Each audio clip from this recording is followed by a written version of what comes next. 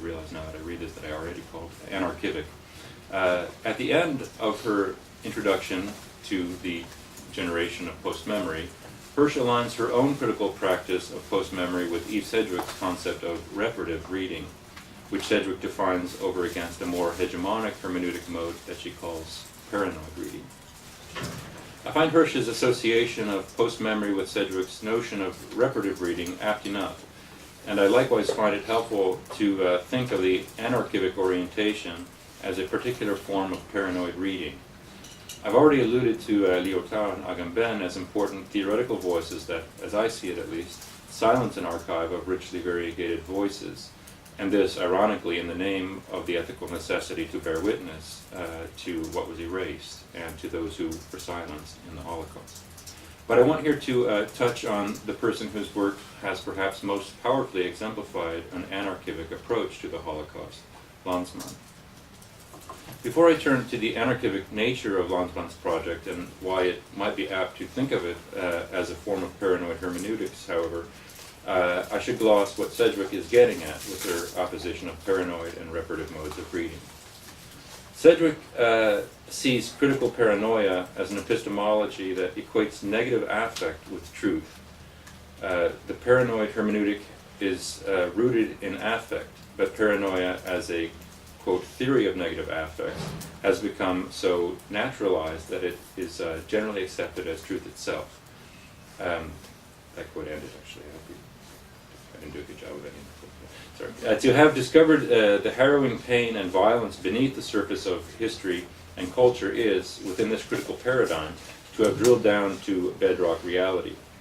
Sedgwick critiques the, quote, triumphalism of paranoid hermeneutics, end quote, in the humanistic disciplines in the American Academy that has made, quote, subversive and demystifying parody, suspicious archaeologies of the present, the detection of hidden patterns of violence, and their exposure, the common currency of cultural and historicist studies. I think we can all recognize ourselves, probably, and certainly a lot of people that we read and admire in that paradigm. Sedgwick's notion of paranoid hermeneutics obviously has great affinity with Ricoeur's hermeneutics of suspicion.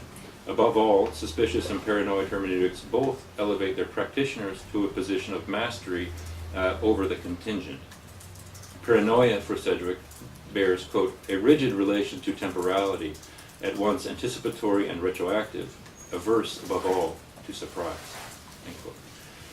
It is as an alternative to such hermetic mastery, from which ideally no time past or present should escape, that Sedgwick attempts to theorize an alternative, quote-unquote, reparative hermeneutics that would involve opening oneself to interpretive risk, epistemological contingency. Quote, to read from a reparative position is to surrender the knowing, anxious, paranoid determination that no horror, however apparently unthinkable, shall ever come to the reader as new.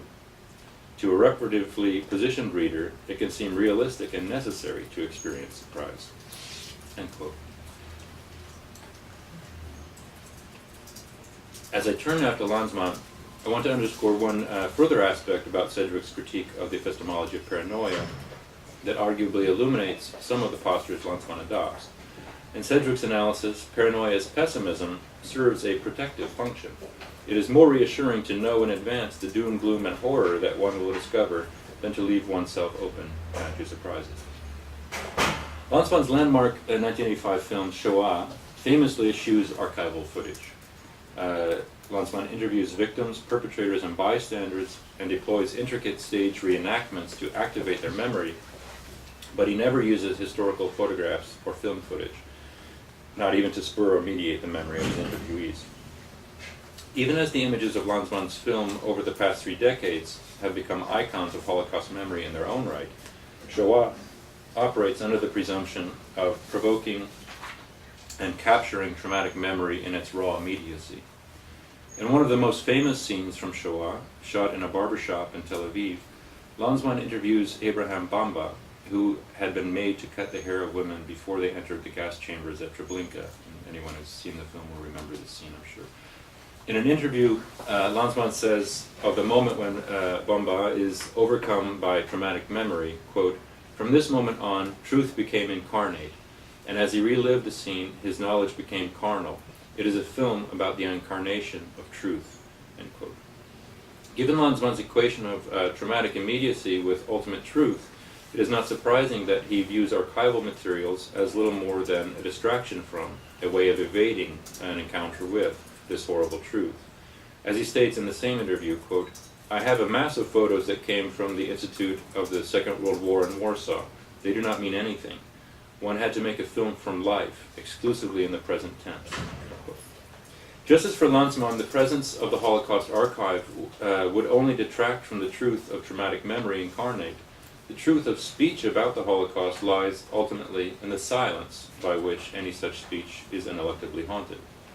In an excoriating response to the 1978 NBC miniseries Holocaust, Lanzmann insists that the Holocaust transcends historicity and was a horror so absolute that it cannot be communicated. I quote, "The Holocaust is unique because it created a circle of flame around itself, a boundary not to be crossed, since horror in the absolute degree cannot be communicated. To pretend that one has done so is to commit the gravest of transgressions. One must speak out and yet keep silent at the same time, knowing that in this case, silence is the most authentic form of speech.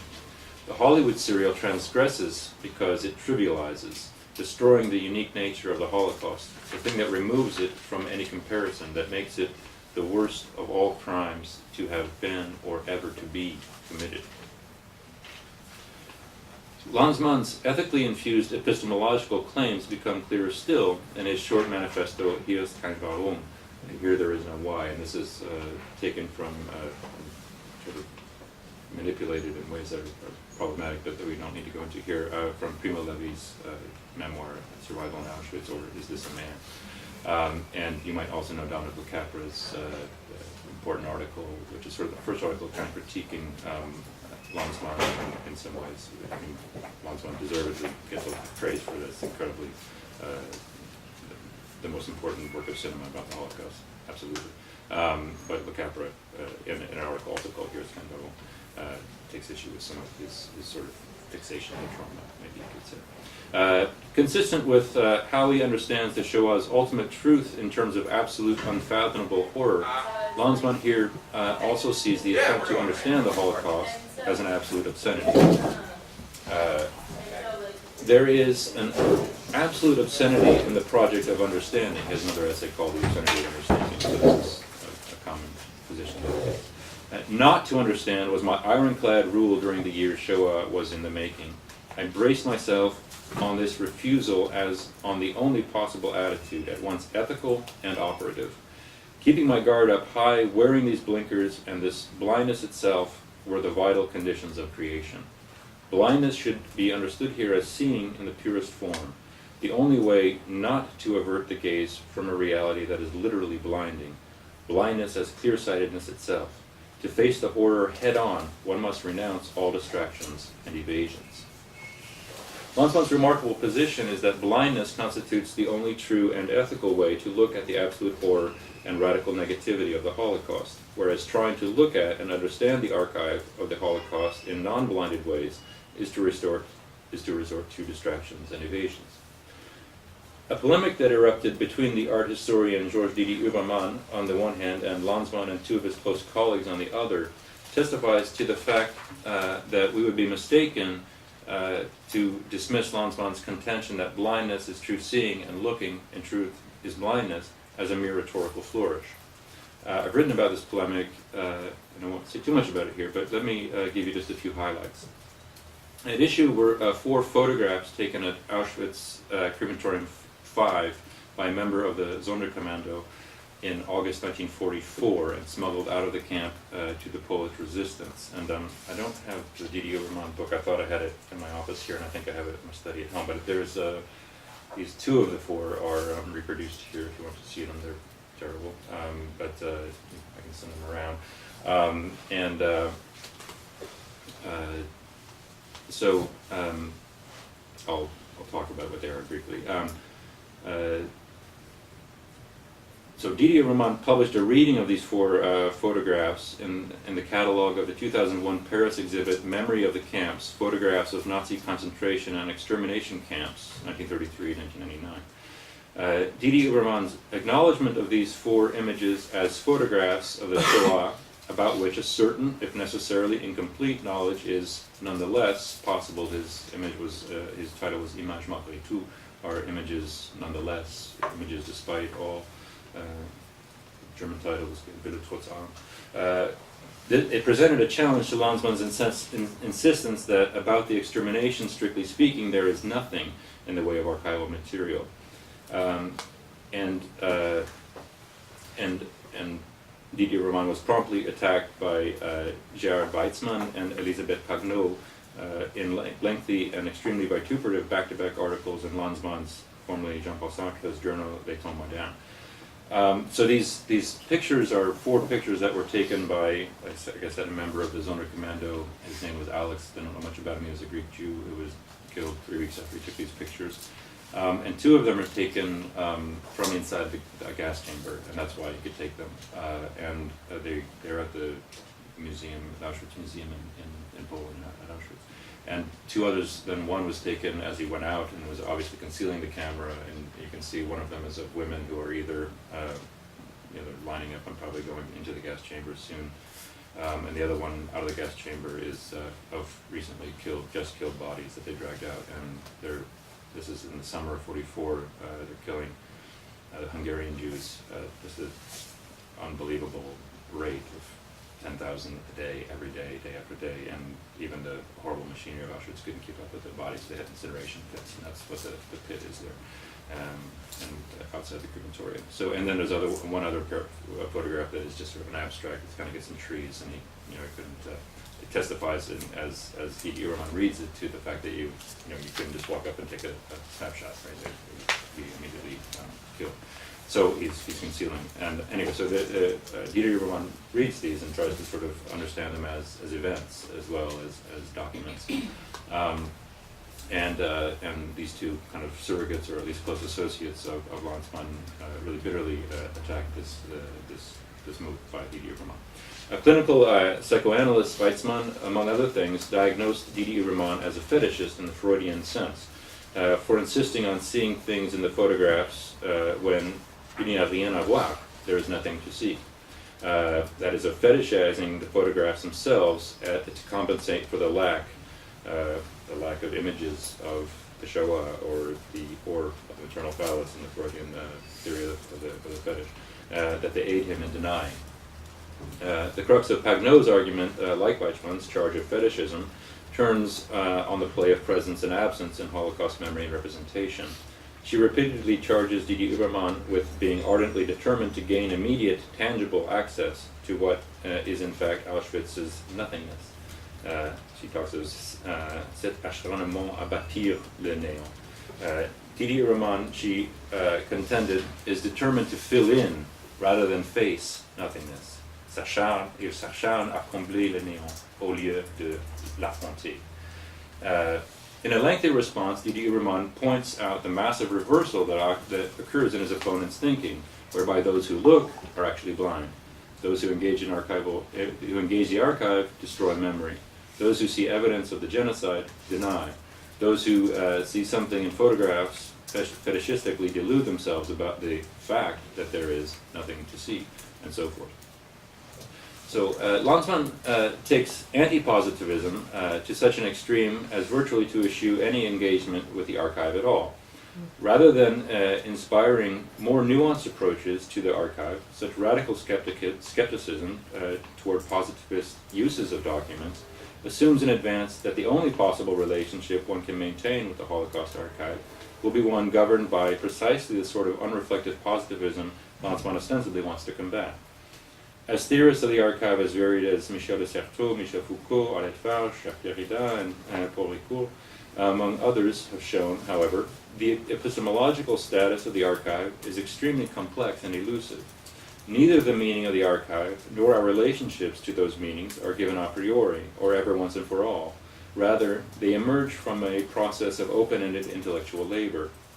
Lanzmann denies the possibility of thinking with the archive and implicitly insists instead that automatic falsification of truth inheres in documents in ways that only the most ardent positivist, I think, would insist that unmediated truth does. I think it should be clear why Lanzmann can be said to constitute a special case of a paranoid reader, or why not the paranoid detective. For he is a detective. He engages in Spurensuche. He returns to the scenes of the crimes. He interrogates perpetrators. Some might say that he interrogates the survivors too. He is obsessed by the smallest details. And for that matter, the practitioners of trauma theory are also a species of detective. The aim of trauma theory, after all, is to listen to what silences are saying, to lend one's ear to the speech of wounds, and to attend to the significant rifts in the fabric of signification, for these are the sites at which trauma becomes visible, precisely as that which defies language and representation. The hallmark of paranoid reading is to expose violence and horror and to feel this horror. That's Sedgwick's emphasis on negative affect as kind of in a sense, the driving force. And to feel this horror, but not as surprise, but rather as truth, with a capital T. In the case of the Shoah, evil, violence, and horror are so superabundant that they hardly need to be revealed. Instead, they saturate every trace of the Shoah, and thus render the project of reading always already moot. If paranoid reading reduces epistemological risk by discovering beneath the surface the familiar or even schematic workings of violence, Lanzmann's approach to extreme violence takes the form of a paranoid refusal to read altogether. The risk-filled act of reading the archive is a mere evasion of facing the Shoah head-on, as he says, as radical negativity. If you had a chance to read Hirsch's introduction, you'll recall that it was her viewing of Lanzmann's epochal film that marked for her the precise moment at which she began to concern herself seriously with her own post-memory of her parents' experiences as Jews who survived the war years in Europe in hiding. Lanzmann's enormous achievement, indeed, gave rise to, in a sense, it authorized a great deal of exploration of Holocaust memory. Yet to the extent that Lanzmann's anarchic cinema of memory and Hirsch's theory of, and practice of post-memory operate according to different epistemological and ethical underpinnings, what we could call the Lanzmannian paradigm can also serve as a benchmark against which to measure the contribution that Hirsch has made to expanding and nuancing the ways we can read and relate to the Holocaust archive. I think this will be the lasting legacy of Hirsch's work on post-memory. Hirsch draws on Sedgwick to understand her own project in the following terms. In terms of post-memory, reparative reading might offer possibilities of knowing that are, in Sedgwick's terms, and she's quoting then terms from Sedgwick, contingent, additive, and accretive, mutable. Such a reparative approach to memory would be open to connective approaches and affiliations, thinking different historical experiences in relation to one another to see what vantage points they might share or offer each other for confronting the past without allowing its tragic dimensions to overwhelm our imagination in the present and the future. End quote. As is so often the case, I might say always inevitably the case, were I not feeling paranoid about sounding paranoid, the very thing that constitutes Hirsch's theoretical strength, the capacious and accretive nature of her ongoing thinking about post-memory, also constitutes its weakness. Hirsch seeks to make, and does make, connections between different forms of memory and differently positioned remembering subjectivities.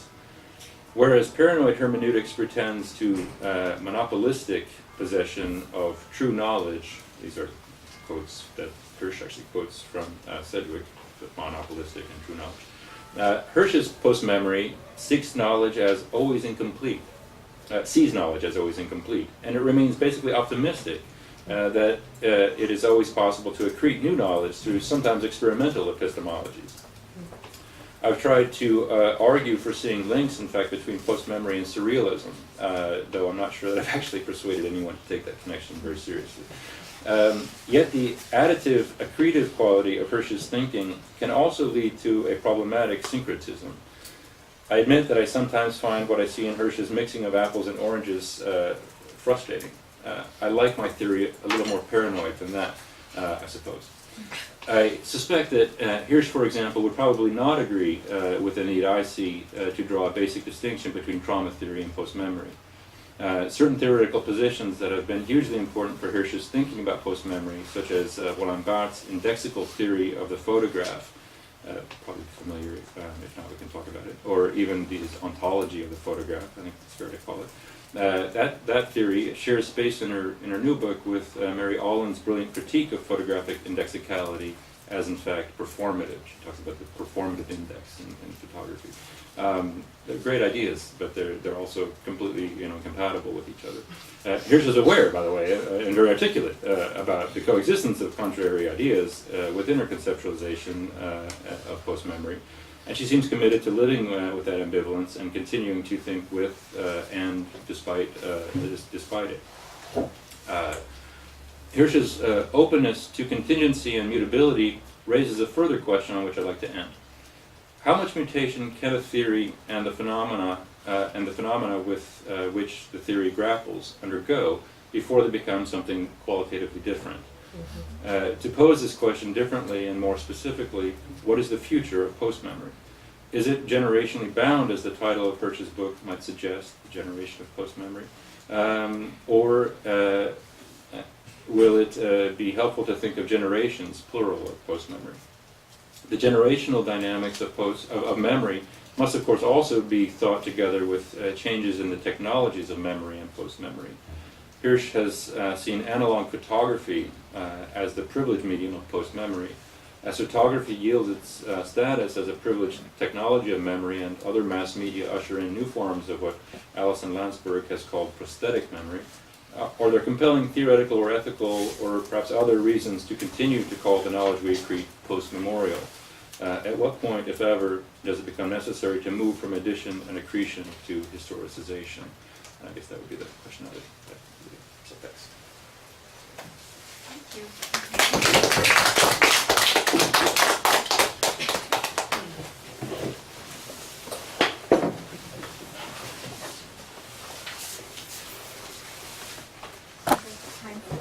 Oh, yeah. We have till 5:30, so it's about trying to put yourself for questions. I was curious, well, first of all, thank you. This was a ton of interesting material and stimulating thoughts and really original, so thank you very much. I am wondering about the differentiation between post-memory and trauma, because I find that very difficult to deal with.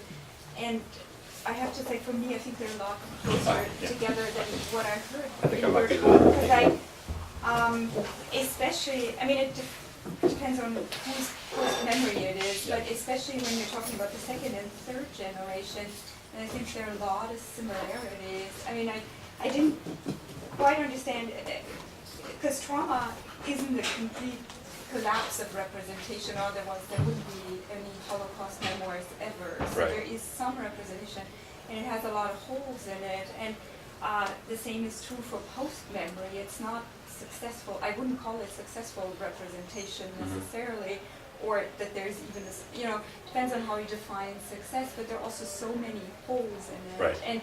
And somebody who experiences the Holocaust secondhand may himself or herself be quite traumatized by that, upbringing. So for me, I guess they are a lot closer together, but at the same time, it makes a lot of sense for me to still have some kind of differentiation, because one was in the camp and the other was not, and somehow that seems like a very basic fact that one shouldn't forget. But I agree. I mean, you can, and they certainly look very similar in their effects at times. And partly what I'm doing is exaggerating differences maybe for heuristic purposes. But I would see the difference in some ways, that I think that if you, and Alison started talking about a kind of maybe school of trauma theory, right? That I think does actually insist that the ultimate truth, where you really see trauma, that it is basically the kind of traumatic kernel is kind of something like the Lacanian real, or something. It is resistant to representation, right? So it's certainly legible, right? But the truly traumatic moment is that which can't be spoken, right? That's what sort of can't be coaxed into language, and is only sort of visible in the rifts and the breakdowns of narrative and representation. So that's kind of where trauma becomes really sort of the site of the traumatic.